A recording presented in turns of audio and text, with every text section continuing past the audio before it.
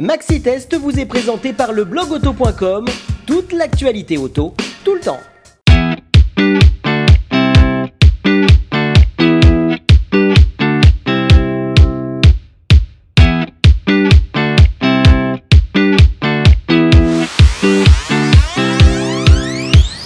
Bonjour et bienvenue dans cette nouvelle édition de Maxi-Test, votre émission d'actualité automobile. La trêve estivale nous permet de revivre les meilleurs moments de la saison, que ce soit au travers de décapotables, de supercars, de berlines ou de SUV, elles seront dans cette émission de Maxi-Test. Mais tout de suite, découvrons le sommaire en images. Pour ce best-of de Maxi-Test, nous retrouvons l'Audi RS7 pour dépasser les 300 km/h, la Fiat 500X sur circuit de glace, la Passat Alltrack pour barouder dans le désert des Agriates, la Mazda MX-5 au col de la Moule, enfin la Skoda Octavia RS 4x4 sur les pistes de Suède. On commence par du très lourd avec le haut de gamme chez Audi, la RS7 Performance avec laquelle nous avons dépassé les 300 km/h. Regardez!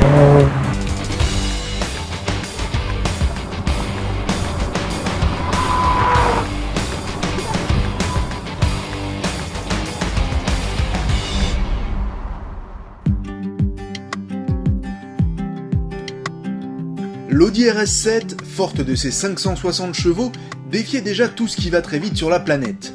Et comme si cela ne suffisait pas, une version performance lui rajoute une poignée d'équidés en plus. C'est en prenant de la hauteur qu'on apprécie encore le mieux ses lignes. Ce long coupé a besoin d'espace et du grand air pour profiter de ses prestations de GT familiale. Malgré son look de berline méchante, elle sait emmener son petit monde tranquillement pour profiter en paix de ce magnifique paysage. Mais au fait, qu'apporte exactement le badge Performance ? Alors Performance, ça vient coiffer la gamme RS, qui est déjà synonyme de sportivité. Chez Audi, c'est un modèle qui existe pour l'Audi A6, l'Audi A7 et l'Audi A8. Le point commun, c'est un moteur 1V8 de 4 litres et de 605 chevaux. Et alors, à la différence de la RS7 Performance voit sa VMAX débadgée pour passer de 280 km/h à 305 km/h en théorie. Allez, fini d'observer les montagnes, quittons le décor du col d'Okitch et direction l'asphalte pour laisser exprimer son caractère explosif. Le 0 à 100 km/h s'abat en 3 secondes 7. Cette véritable fusée dévore le bitume et répond au doigt et à l'œil dès qu'on la sollicite. Sa motricité exemplaire n'est jamais prise en défaut grâce à un quattro et en la bousculant dans ses derniers retranchements, on est surpris par son habileté à se déjouer des courbes avec aisance en maîtrisant le roulis. C'est l'une des forces de cette Audi RS7, sa capacité à bien se comporter en virage.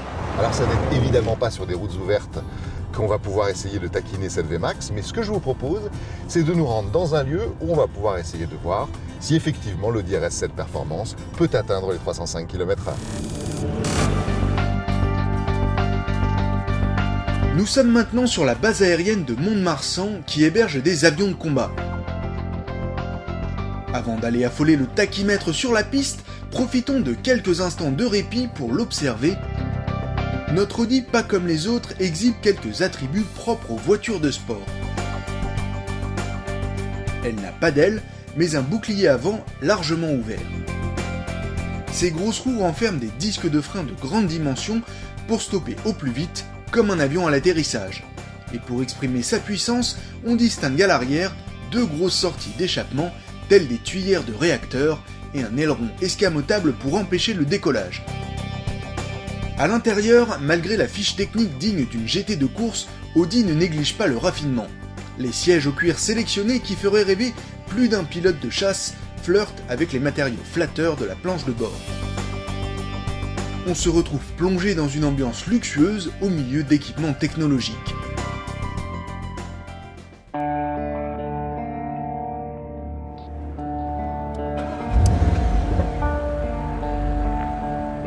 Il est maintenant temps de se diriger vers le long ruban de bitume réservé pour nous, où l'on va tenter de relever notre défi des 300 km/h.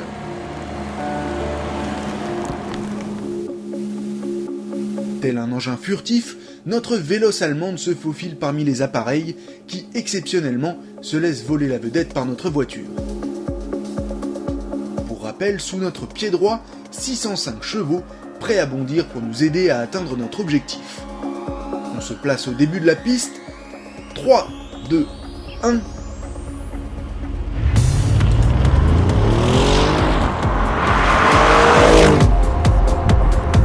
Rafale qui s'envole dans un vacarme assourdissant, la RS7 se fait entendre en pleine accélération. Dans notre recherche du dépassement des 300 km/h, on n'en oublie pas les sensations. Et en plus de flatter les oreilles, on se laisse porter à haute vitesse par les 605 chevaux du V8 qui tirent sans effort notre grand coupé.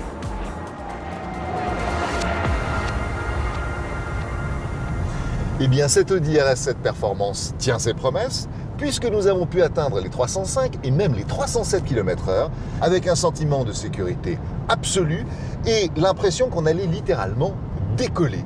Alors le seul regret que moi je pourrais avoir, c'est de me demander comment se comporte cette auto dans ses plages de vitesse dès lors qu'il y a des courbes dans l'équation.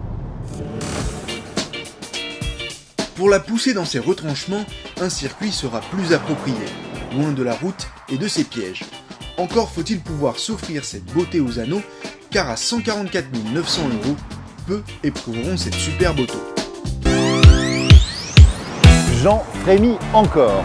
D'autres émotions fortes avec une 500X à transmission intégrale que nous avions menée sur circuit de glace. En avant.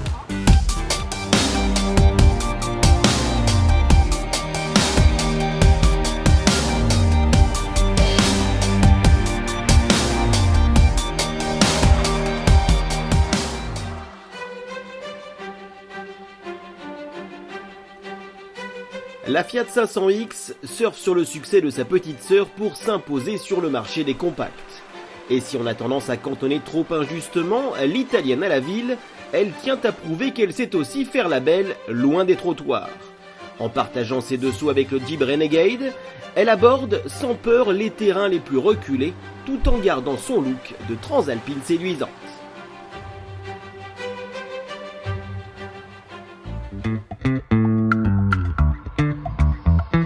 Qu'on se le dise, cet hiver, la plus chic des compacts italiennes, la 500X, se chausse des bottes adéquates pour rester classe jusqu'au pied des pistes. Elle soigne son look et se déguise en baroudeuse. Pour ça, elle s'habille de bouclier prêt pour l'escalade et rehausse sa garde au sol pour enjamber des troncs qui joncheraient la route. Notre version Cross Plus, ainsi équipée pour affronter les terres hostiles, loin des beaux quartiers, ne perd pas pour autant de son élégance. À bord, on peut garder ses talons ou ses mocassins. Son intérieur ne bouge pas d'un pouce, avec une console au design original, typique de la gamme 500. On se sent plutôt bien assis dans ses jolis sièges, exactement comme dans le modèle classique. On retrouve logiquement les équipements habituels, toutes les aides à la conduite en vogue et une tablette connectée pour agrémenter le voyage. Le fruit du partenariat avec Jeep se traduit par une molette près du levier de vitesse avec 3 modes pour tirer la quintessence de sa transmission intégrale.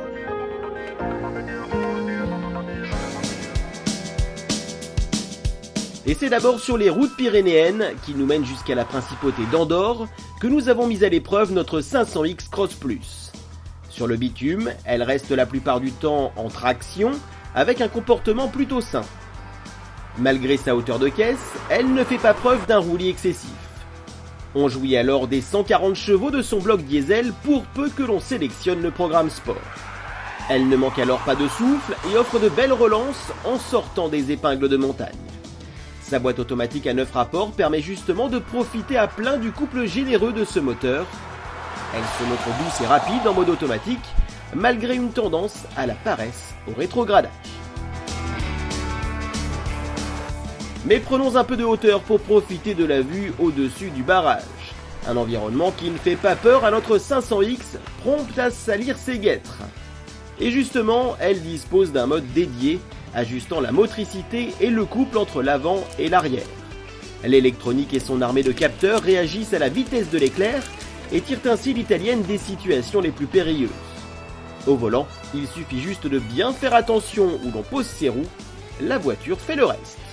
On essaye aujourd'hui la Fiat 500X, cousine de la Jeep Renegade, puisqu'elle partage la même plateforme. mais dans une version un peu particulière puisqu'il s'agit de la version 4x4.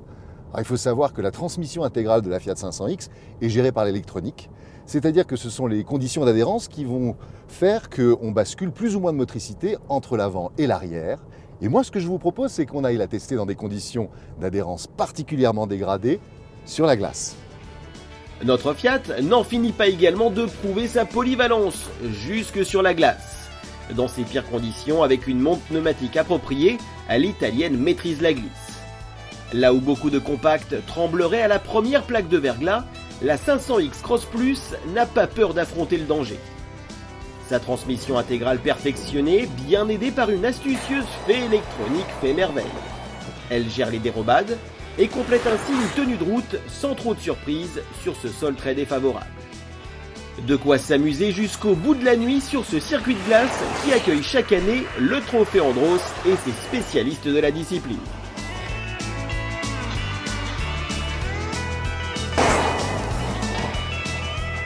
Après ce baptême sur circuit de glace, on peut dire que la Fiat 500X en version 4x4 est une voiture extrêmement fiable. Et puis c'est aussi important de noter que malgré le fait que l'ESP ne soit pas totalement déconnectable, on a pris beaucoup de plaisir au travers de cet exercice. On a pu faire de belles dérives du train arrière, ce qui n'était pas franchement évident pour ce type de véhicule. Au final, la 500X Cross Plus, c'est finalement l'une des plus polyvalentes compactes du marché, capable d'affronter toutes les saisons et la plupart des terrains. Cependant, elle refroidit un peu par son prix puisqu'à 30 590 € hors option, à l'exception du Fremont, il s'agit de la plus chère des Fiat.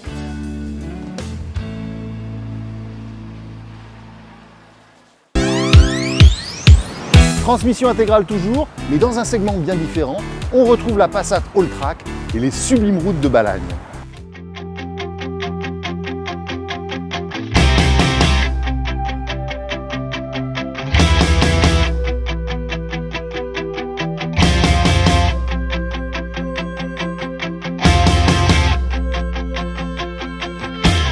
Les breaks surélevés ont leurs fans et Volkswagen l'a bien compris en reconduisant la version Alltrack sur sa nouvelle Passat. Elle délaisse sa tenue de soirée pour les bottes de baroudeuse sans renier une petite touche de chic, surtout dans ce coloris. Avec un tel look, elle se démarque dans le peloton des sobres berlines familiales conventionnelles qui défilent habituellement sur nos routes. Elle gagne ainsi 27 mm de garde au sol, des protections de plastique noir tout autour de la caisse et des jantes spécifiques. La 508 RXH, tout juste restylée et enrichie d'une version diesel de 180 chevaux, trouve ainsi une nouvelle concurrente avec cette allemande tout chemin qui se plaît dans le maquis de l'île de Beauté.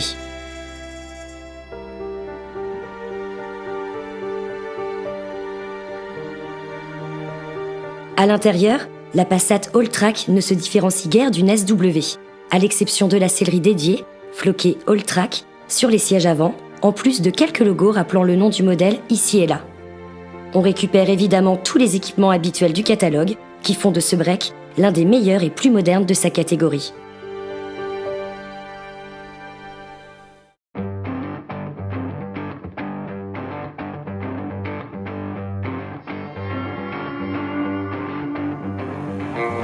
Son châssis et ses suspensions adaptées pour évoluer hors du bitume n'enlèvent rien à son confort sur route. Elle garde tout de même un bon comportement dans les courbes et les petites routes pittoresques qui serpentent à travers la Corse. Elle perd parfois un peu de son agilité.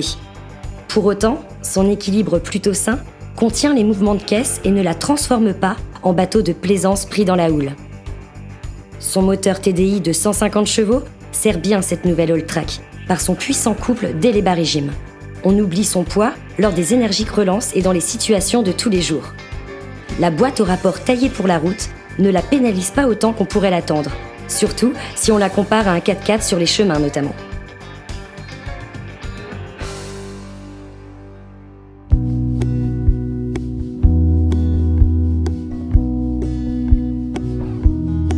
La transmission intégrale via un coupleur Haldex s'occupe de basculer du couple aux roues arrière pour un maximum de motricité et maintient la voiture en simple traction la plupart du temps. Un mode off-road assure même les descentes en contrôlant l'allure et le patinage. La montée vers les stations de sport d'hiver ou l'accès à la maison de campagne au bout d'un chemin ne sont pas un sujet pour la Passat Alltrack. Néanmoins, les Les angles d'attaque et de fuite des boucliers n'étant pas vraiment adéquats, il sera difficile de les garder en bon état.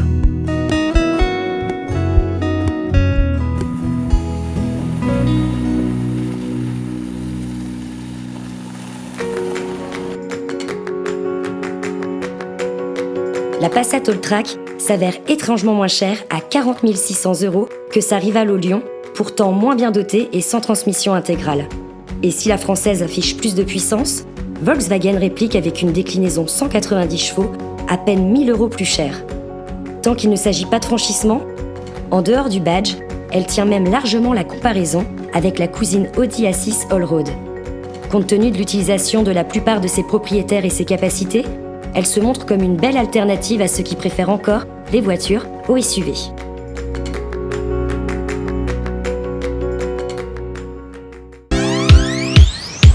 La MX-5, ou Miata pour les puristes, se renouvelle. Et elle est très attendue ici. Notre essai sur les routes de Saint-Tropez.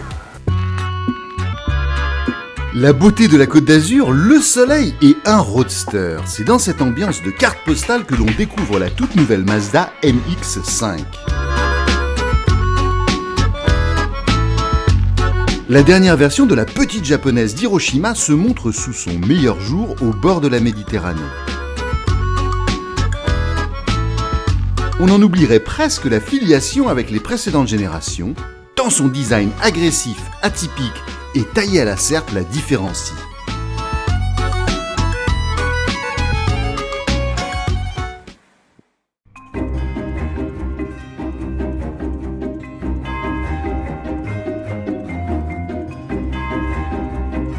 Ses petits yeux et l'avant arborent ainsi une identité marquée sans trop en faire. Son profil de squale se termine sur un arrière semblant sortir tout droit d'une manga et la rendra à coup sûr reconnaissable de loin lorsqu'on tentera de la suivre. En s'asseyant à bord, on se retrouve dans une position de conduite de petit roadster exactement comme on l'adore.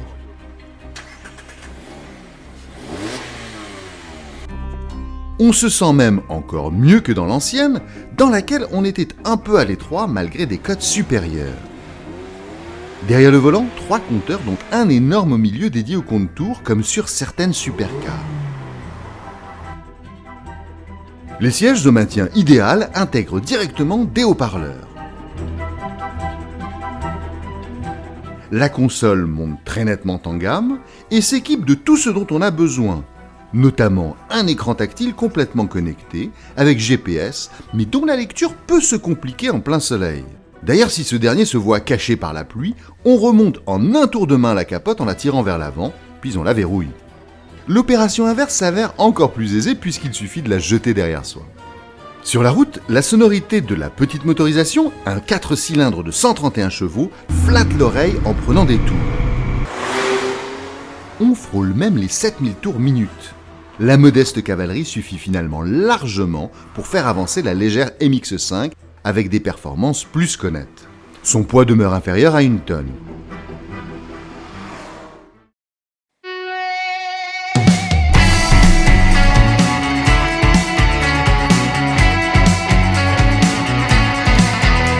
Les sensations sont exceptionnelles avec la tête dehors qui renforce le sentiment de dynamisme. Les reprises manquent parfois un peu d'énergie, mais les palettes de la boîte demeurent parfaitement manipulables. Elle permet de descendre rapidement un rapport pour aller rechercher une meilleure plage de couple. La MX-5 adore jouer avec son arrière un poil mobile et une agilité typique de roadster au gabarit modeste. De ce point de vue, elle respecte son cahier des charges sans renier ses aïeuls. Son châssis fait preuve d'un peu de souplesse en courbe. Cela pénalise le comportement quand on la cravache à la limite. Et améliore le confort quand il s'agit de partir dans une longue virée le long de la côte.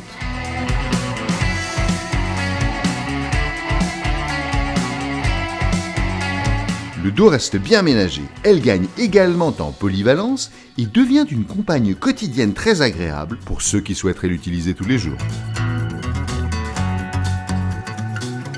Il faudra se mettre au volant de la version de 160 chevaux à l'amortissement mieux taillé pour le sport pour profiter d'un agrément plus piquant. Au rythme de la balade, elle se révèle toujours aussi agréable à mener, lunettes sur le nez, en alignant les bornes jusqu'au soleil couchant. La MX5 se renouvelle donc sans se rater en appliquant parfaitement la recette de ses premiers succès, avec quelques ingrédients très contemporains. Et cela sans devenir fou au moment de signer le bon de commande qui ne réclame que 24 800 € pour commencer à s'amuser. On cherche, il n'y a pas vraiment de concurrence. La porte s'ouvre donc encore une fois sur une carrière pleine de réussite.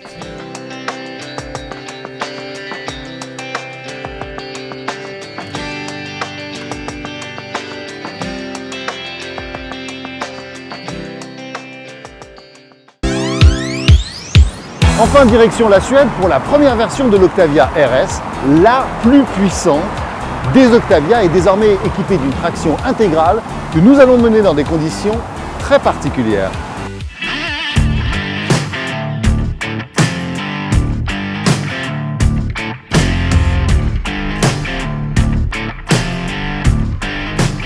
La Skoda Octavia, c'est la voiture la plus vendue du constructeur tchèque.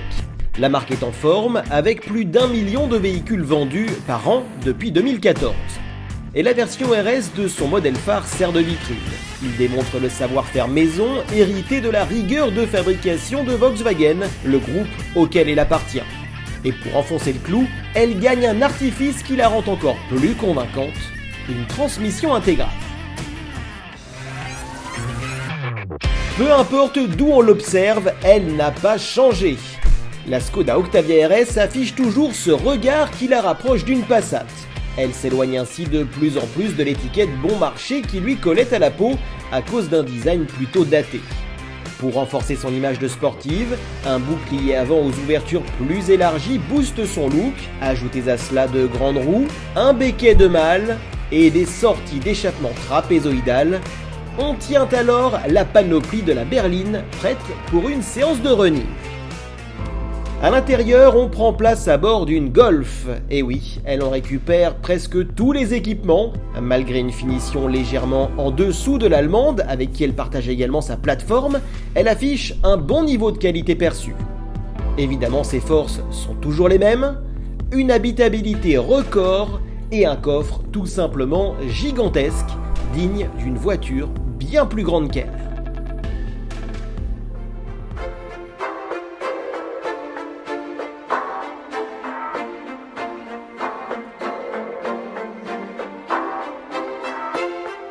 Le poids de la transmission intégrale de type Haldex n'a pas que peu d'incidence sur le comportement de l'Octavia RS. Sa direction incisive et consistante aide à son placement en virage, facilitant la conduite dynamique.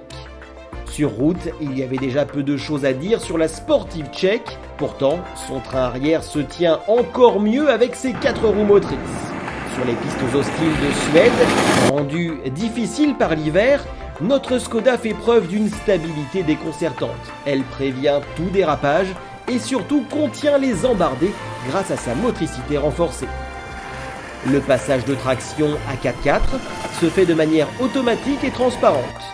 Suivant le degré d'adhérence et de patinage, l'électronique fait sa magie et distribue le couple pour se sortir des mauvaises passes.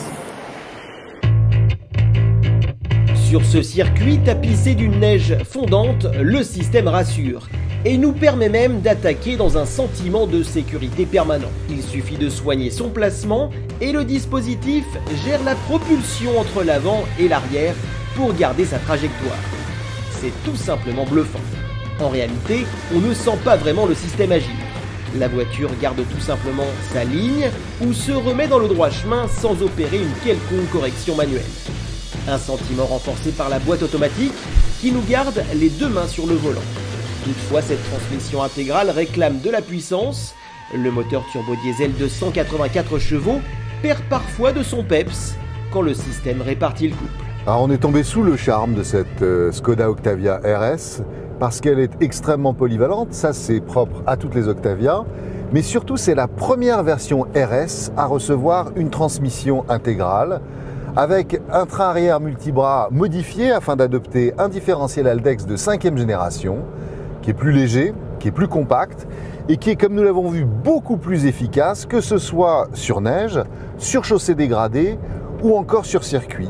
La seule chose qui viendrait compléter cet équipement à la fois polyvalent et efficace, ça serait l'amortissement piloté DCC, mais pour cela, je crois qu'il va falloir attendre encore quelques mois. Au final, la Skoda Octavia RS s'avère être l'une des voitures les plus homogènes de son marché. Son comportement équilibré, sa puissance moteur et sa consommation maîtrisée s'ajoutent aux qualités de base du modèle tchèque. Dans une gamme démarrant à 31 200 €, elle devrait séduire encore plus de papas pressés, fuyant les monospaces, pour davantage de plaisir de conduite. Et bien voilà, cette émission touche désormais à sa fin. Nous quittons cette belle ville de Paris et vous donnons rendez-vous à la rentrée pour Maxitest et à bientôt sur l'antenne de Motors TV.